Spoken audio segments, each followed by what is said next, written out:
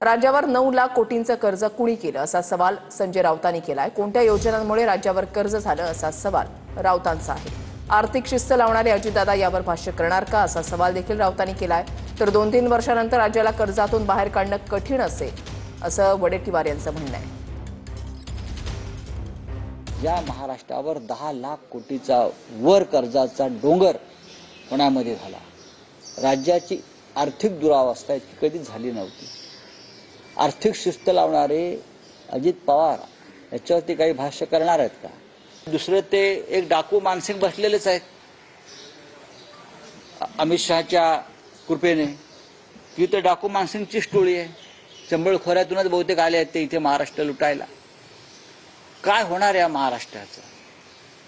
या महाराष्ट्राच्या पुढल्या पिढीचं 9 लाख कोटीचं कर्ज कोणी केलं, का झालं, कोणत्या योजनांमुळे झालं? राज्य सरकारची आर्थिक स्थिती, अर्थसंकल्प, आर्थिक सुविधा आणि कर्ज काढण्याच्या असलेल्या निकष याच्या पलीकडे राज्य सरकारने काहीही केलेलं नाही। हे वेलफेअर स्टेट आहे, हे जनतेचं राज्य आहे। छत्रपती शिवाजी महाराजांनी दिलेल्या आदर्शावर चालणारं राज्य आहे।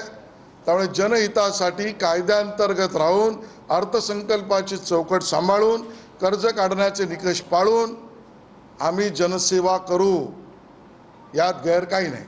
तर राज्याचं दिवाळं कुणाच्या काळामध्ये निघालं होतं?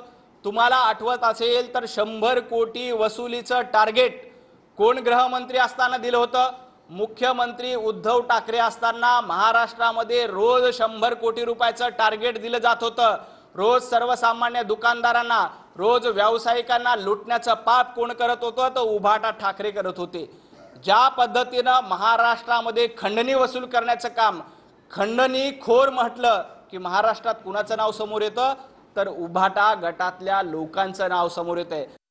आज जे कर्ज दिसत आहे ते 9 लाख कोटीच्या घरात आहे आणि या पलीकडे जाऊन लोकांची देणे आहेत ते जर पाहिलं तर 10 लाख कोटीच्या वरचं कर्ज आहे।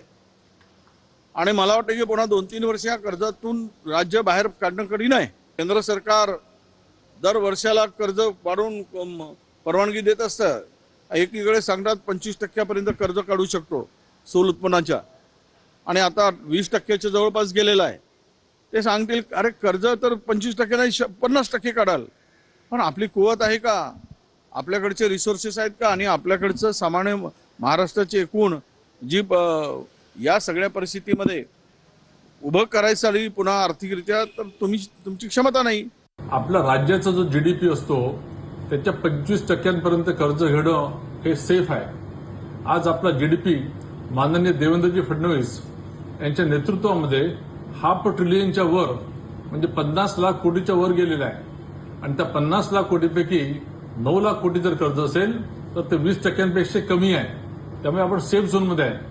हो, आम्ही कर्ज काढणार कारण आम्हाला कोस्टल रोड सारखे अजून प्रकल्प करायचे आहेत, अटल सेतू सारखे प्रकल्प करायचे आहेत, मेट्रो, बुलेट ट्रेन अशा प्रकारचे आम्हाला नवीन प्रकल्प करायचे आहेत।